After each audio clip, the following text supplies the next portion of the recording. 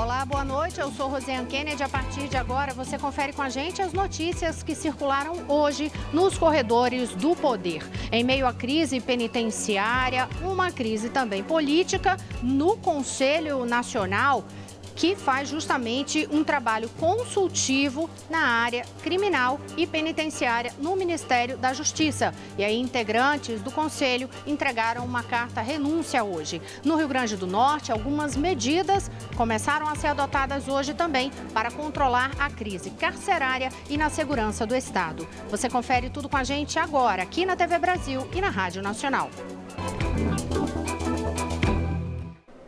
Eu começo justamente falando desta crise política no Conselho, que é o Conselho Nacional de Política Criminal e Penitenciária. Hoje, 7 dos 18 integrantes entregaram uma carta de renúncia coletiva. Nesse documento, lembrando, esse órgão é um órgão consultivo para ajudar na elaboração de políticas para prevenção na área de segurança e também acompanhamento administrativo dos cumprimentos das penas. Nesta carta de renúncia, esses integrantes apontam divergências com o ministro da Justiça, Alexandre de Moraes. E aí, eles criticam o Plano Nacional de Segurança anunciado pelo governo após o início desta crise carcerária no país este ano. Só lembrando que este plano anunciado pelo governo é aquele que prevê a construção de penitenciárias federais, prevê também o estabelecimento de núcleos de inteligência nos estados, em parceria com os órgãos federais, entre outros pontos. Além de reclamar deste plano de segurança, nesta carta, os conselheiros que renunciaram também discordam daquela medida provisória do governo que permite a alteração no uso do FUNPEN, que é o Fundo Penitenciário. O FUNPEN era usado especificamente para construção, reforma de presídios e, pela medida provisória, ele também pode ser usado na área de prevenção, e não só para construção e reformas ali de presídios, entre outras medidas para o uso desse fundo penitenciário. Os conselheiros reclamam ainda que não foi aceita uma minuta feita por eles no final do ano passado, quando foi discutido aquele indulto, que é aquela medida que permite que presos sejam perdoados, saiam ali da penitenciária antes do final da pena. Então tem aquele indulto de fim de ano e nesse indulto eles dizem que a minuta que foi apresentada pelo Conselho não foi considerada. Então os conselheiros, esses 7 conselheiros, são acadêmicos, eles dizem, entre outros pontos, que a índole do Ministério, eles usam esse termo, eles reclamam que a índole do Ministério resume-se ao entendimento para eles inaceitável de que é preciso fazer uma política carcerária maior. Ele diz que precisa de mais armas, menos pesquisas e diz que isso conduz à velha política criminal marcada por áreas populistas. São algumas das reclamações nesta carta do Conselho. Outro item que eles reclamam é da ampliação desse Conselho Consultivo. Como é que esse Conselho está hoje? Ele tem 13 integrantes titulares, 5 suplentes. Só que houve uma nova determinação em relação à composição desse Conselho para que passem a ser 13 titulares e 13 suplentes, portanto, amplia. No entendimento desses conselheiros que reclamaram das divergências com o ministro teria adotado isso para poder ter uma maioria no colegiado, porque hoje não estaria se sentindo com essa maioria nas decisões. Portanto, uma crise política em meio à crise carcerária que se enfrenta no país. Depois dessa polêmica sobre a entrega da carta hoje, o Ministério da Justiça também se pronunciou sobre o assunto e divulgou uma nota. Quem tem a explicação aí que o governo dá para toda esta reclamação dos conselheiros é Mariana Jungmann, que está aqui ao meu lado. Boa noite, Mariana. O que é que o governo responde? Boa noite, Rosiane Kennedy. Então, o governo rebateu as críticas feitas pelos conselheiros. Em nota divulgada agora há pouquinho pela assessoria do Ministério da Justiça à imprensa, o Ministério alega que o grupo que ora se despede identificava-se com a gestão anterior. O Conselho passará agora ao natural para uma renovação, o que proporcionará melhor compreensão do dramático cenário herdado. A nota ressalta ressalta que o descalabro penitenciário não é de hoje, é dos últimos, tem décadas e se intensificou nos últimos 14 anos. E diz ainda sobre as queixas dos conselheiros a respeito da minuta adotada no indulto de presos, a nota do Ministério responde que o Conselho há anos é ignorado em matéria de indulto, sobretudo porque suas proposições sequer eram plausíveis de pronta aplicação prática. E, por outro lado, a nota alega que o último indulto separa o joio do trigo, o indulto que foi editado recentemente, já na nova gestão do Ministério da Saúde. Então, a nota diz que esse novo indulto separa o joio do trigo e concede o benefício àqueles que cometeram crimes sem violência ou grave ameaça e dificulta aqueles que cometeram crimes que foram violentos. Por fim, a nota do Ministério da Justiça alega ainda, com relação ao uso do Fundo Penitenciário Nacional, que agora sim o fundo está sendo usado para o fim correto, uma vez que foi liberado 1,2 bilhão de reais para que os estados construíssem e equipassem presídios. Rosiane Kennedy. Obrigada, Mariana. Portanto, uma referência aí que eles fazem à nova composição do Ministério da Justiça. E a gente lembra também que, por exemplo, entre os conselheiros ali que entregaram a carta e assinam este documento, tem de fato advogados que tinham uma ligação muito mais próxima à gestão anterior, ao governo anterior. E tem uma coisa, tem inclusive advogado que foi advogado lá daquele processo do mensalão lá atrás, que resultou na prisão, inclusive, de integrantes da cúpula do Partido dos Trabalhadores. Também tem integrante lá. Então, por isso, o governo faz essa alegação justamente de que há, sim, um teor político em relação às críticas de hoje, porque há um grupo ali, a maioria deles, de fato, é formada de acadêmicos, e são acadêmicos que têm publicado vários artigos em relação a essa situação da crise carcerária no país. Portanto, esta é a crise de hoje, enquanto em outras unidades da federação, essa crise aqui, centrada no governo aqui em Brasília. Mas nas unidades da federação que estão enfrentando os problemas nas penitenciárias, de fato, a ação continua para tentar resolver o problema. E hoje, no Rio Grande do Norte, teve medida também adotada em relação a isso, inclusive em relação àquela medida já autorizada pelo governo federal para reforçar no trabalho dos agentes penitenciários. E quem tem informações para a gente, diretamente do Rio Grande do Norte, é a repórter Valéria Félix, que é da TV Universitária. A movimentação aqui no presídio de Alcaçuz está tranquila. A gente viu que alguns presos continuam caminhando livremente do lado de fora dos pavilhões. Ontem foi concluído o muro de contêineres, mas o governo quer construir um muro de concreto e definitivo, que deve ter cerca de 90 metros de extensão. Essa obra ainda não tem uma data, mas deve durar cerca de 15 dias. Também hoje chegaram em Natal 70 pessoas do Grupo Nacional de Intervenção Penitenciária, que estão definindo as ações que serão executadas pelos próximos 30 dias.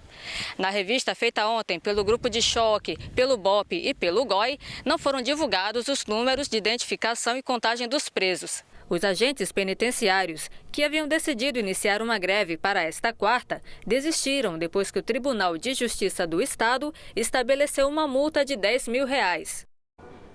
Olha, e vamos saber também agora informações sobre aquela situação das ameaças e paralisações dos agentes penitenciários lá do Rio de Janeiro, mas também informações de outras medidas para enfrentar a crise de segurança no Rio Grande do Norte. Quem tem detalhes sobre esses dois assuntos é Carolina Pimentel, que fala com a gente diretamente da redação da Agência Brasil. Boa noite, Carolina. Boa noite, Rosiane. Vamos começar falando aí dessa crise penitenciária no Rio Grande do Norte, que já dura semanas. O governo do estado decidiu, então, convocar policiais militares da reserva para ajudar no policiamento. Esses policiais da reserva vão fazer segurança nas proximidades de presídios e cadeias e também vão trabalhar em serviços administrativos. A convocação excepcional foi aprovada pela Assembleia Legislativa e essa medida vai durar 1 ano. Depois desse período, o policial reservista será dispensado. pode se candidatar para esse trabalho um policial com menos de 59 anos e que está na reserva há menos de 5 anos. O reservista vai ter de declarar que é voluntário, mas vai receber um auxílio mensal, além de continuar recebendo também os proventos.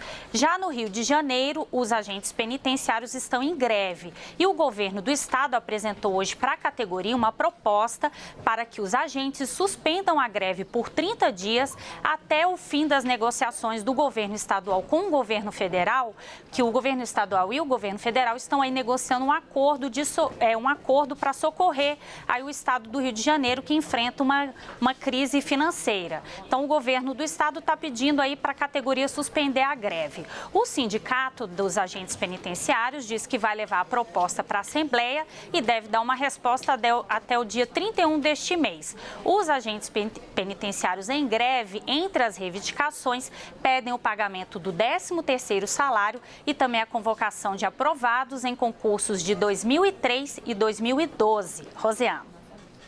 Obrigada, Carolina Pimentel. E agora a gente vai para o estúdio da Rádio Nacional. A gente volta a conversar com Maíra Heine. Maíra, você tem informações a respeito de números revelados sobre trabalho escravo no país? É isso mesmo, Rosiane. O Ministério do Trabalho divulgou os resultados de fiscalizações de combate ao trabalho escravo no ano passado.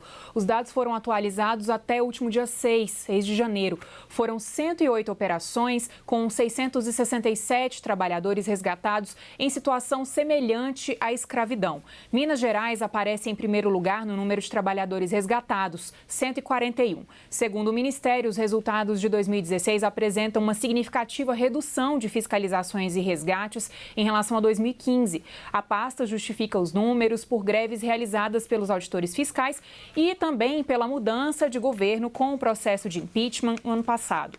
A produção agropecuária continua ocupando as primeiras colocações entre os ramos onde se verifica a existência de trabalho análogo à escravidão.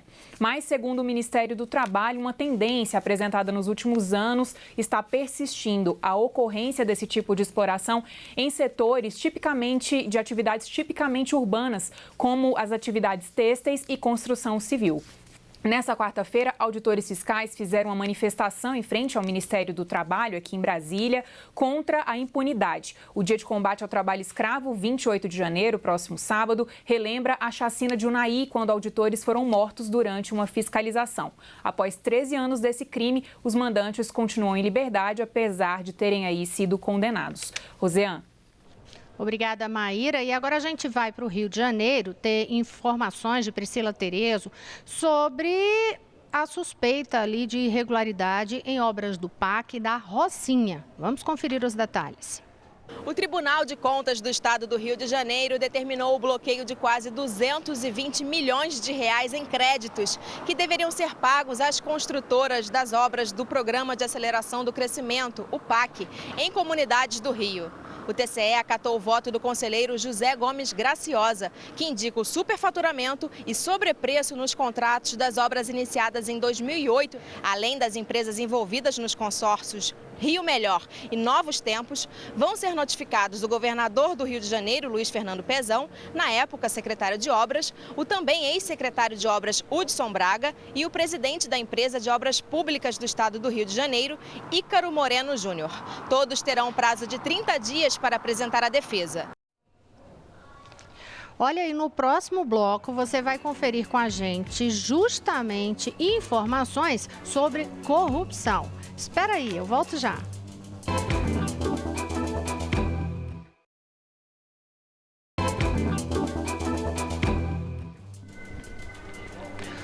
Olá, estamos de volta. Eu sou Rosiane Kennedy e você confere com a gente as notícias que circularam hoje nos corredores do poder.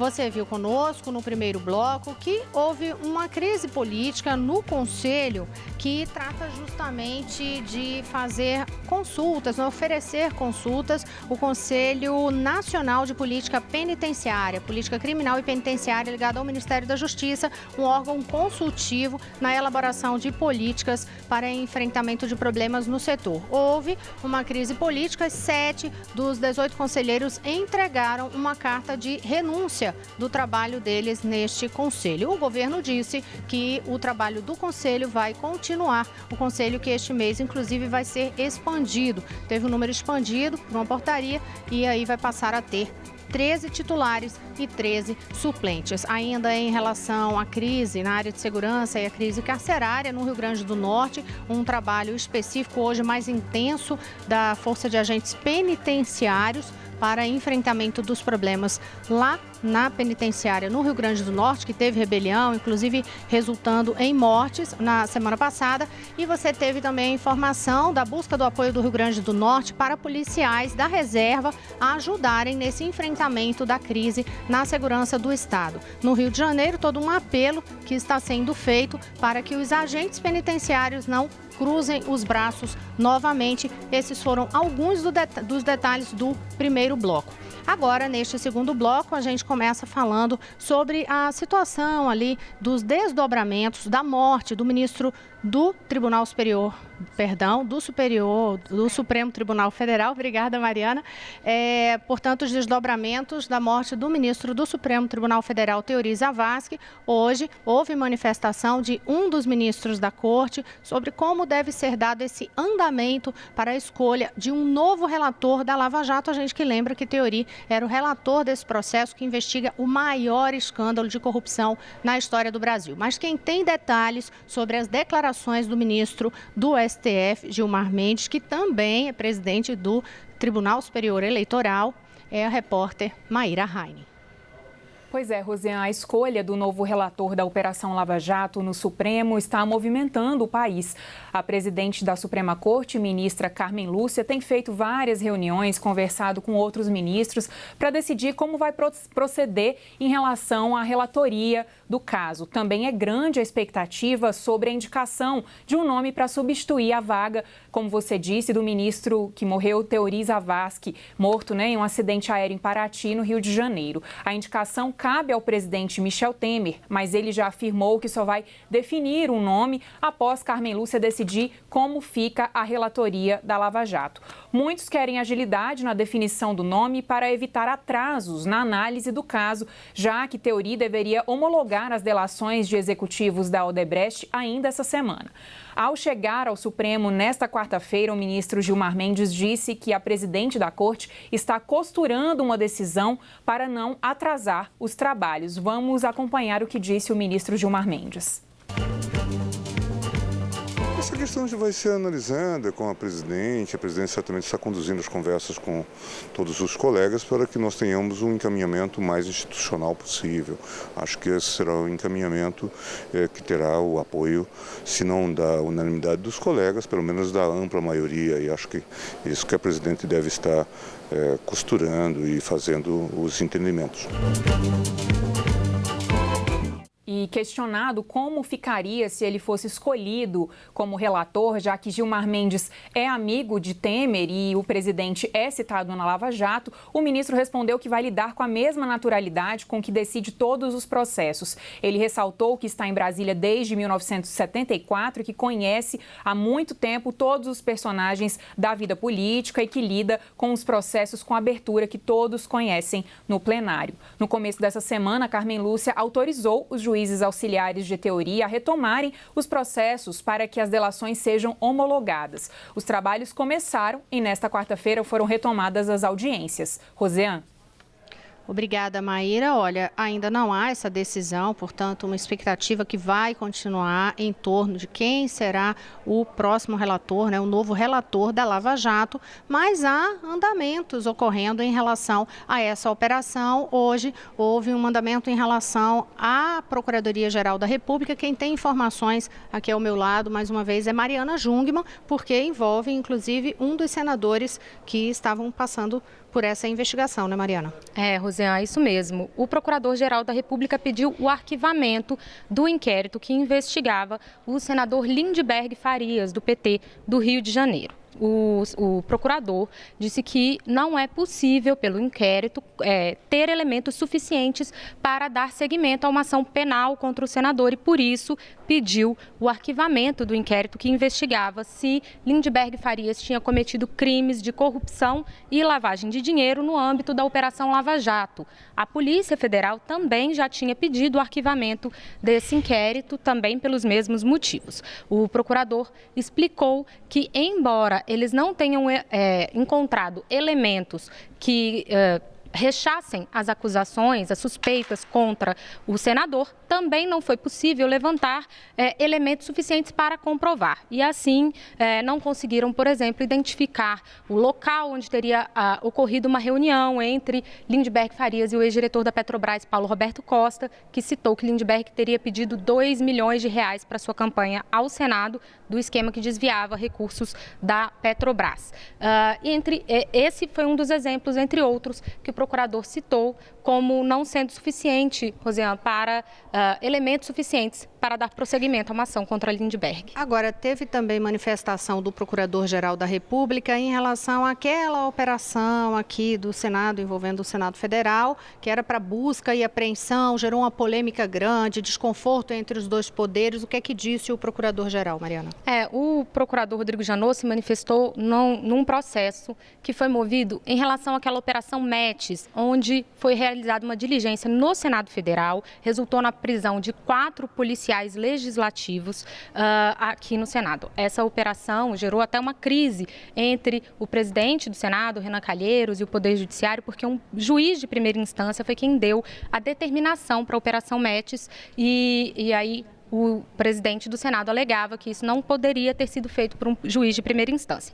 O procurador alega que sim, embora a operação tenha sido realizada nas dependências do Senado, ela foi em relação ao trabalho de policiais legislativos que estariam obstruindo a justiça. Então, portanto, não trata de pessoas com foro privilegiado e assim poderia sim ser determinada por um juiz de primeira instância. Rodrigo Janot pede, inclusive, que todos os processos relativos a essa operação, que estão agora no Supremo Tribunal Federal, retornem para esse juiz e também que os policiais legislativos sejam novamente afastados das suas funções, inclusive, Rosiane, o diretor da Polícia Legislativa do Senado. Obrigada, Mariana Jungmann. A gente segue falando nessas questões de corrupção, mas agora para saber um levantamento, já que a gente está falando de corrupção, sobre a situação do Brasil, em rankings aí em que apontam esse problema. Quem tem os detalhes, os números, é Carolina Pimentel, na Agência Brasil. Rosiane, em um levantamento feito pela organização não governamental Transparência Internacional, o Brasil aparece na posição de número 79, num ranking que mede a percepção da população sobre a corrupção no seu país. Em 2015, o Brasil estava na posição de número 76. O ranking avaliou aí 176 países e dá pontos de 0 a 100. Quanto mais perto do 0, mais corrupto é o país. Quanto mais perto dos 100 pontos, mais transparente é o país. O Brasil fechou 2016 com 40 pontos. Anteriormente tinha 38 pontos. No ranking atual, o Brasil aparece empatado com Bielorrússia, China e Índia. Dinamarca e Nova Zelândia aparecem como os países mais transparentes, com 90 pontos cada um, enquanto a Somália está na última posição com 10 pontos. Rosiane. Obrigada, Carolina Pimentel. E olha, agora a gente vai falar sobre a corrida eleitoral na Câmara dos Deputados. Quem tem detalhes para a gente, mais uma vez, é Mariana Jungmann, aqui ao meu lado. Finalmente, ontem a gente falou aqui que Rogério Rosso, do PSD do Distrito Federal, ia anunciar hoje se continuava ou não nessa disputa. Ele decidiu. Ele arrumou uma saída intermediária. Rogério Rosso disse hoje à imprensa que, diante da decisão do partido dele, o PSD, de apoiar o atual presidente da Câmara, Rodrigo Maia, à reeleição, ele decidiu suspender a campanha dele, não retirar a candidatura, mas suspender a campanha dele, até que o Supremo Tribunal Federal decida se Rodrigo Maia pode ou não ser candidato à Câmara dos Deputados. Tinha até um termo bem específico que usava para isso, né, quando ele falou. Sustar a campanha. Sobrestar. Exatamente. O Rogério Rosso disse, então, que vai aguardar essa decisão do Supremo Tribunal Federal Federal. Só que a eleição da Câmara já é na semana que vem. Então, é bastante improvável que saia até lá uma decisão do Supremo sobre isso. De qualquer forma, ele vai ficar no aguardo, porque há uma dúvida jurídica, de fato, se Rodrigo Maia pode ser candidato à reeleição, porque a Constituição proíbe que um presidente da Câmara se reeleja na mesma legislatura. Mas como ele foi eleito para um mandato tampão de apenas 6 meses... Né? Falando sobre mandato tampão, teve até aquela polêmica na semana passada com uma decisão liminar aqui do DF, que suspendeu, mas depois derrubou e ele permitindo ainda que continuasse candidato. Rapidamente, eu vou até a Agência Brasil mais uma vez, porque Carolina Pimentel está me chamando aqui no ponto, dizendo que tem uma informação importante de corredores internacionais sobre decisões de Donald Trump nos Estados Unidos. O presidente dos Estados Unidos, Rosiane, Donald Trump, assinou hoje uma ordem executiva para dar início à construção de um muro ao longo da fronteira entre os Estados Unidos e o México, além de congelar recursos públicos para cidades que se negam a prender e a deportar imigrantes em situação irregular. A construção desse muro era uma das propostas mais polêmicas da campanha eleitoral de Trump, que insiste que o México pague pela obra de alguma forma. Rosiane.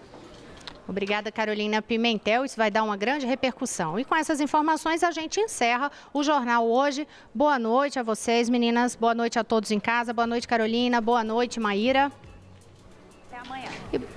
Até amanhã. Boa noite, Mariana Jungmann. Boa noite, Rosiane. Boa noite, meninas.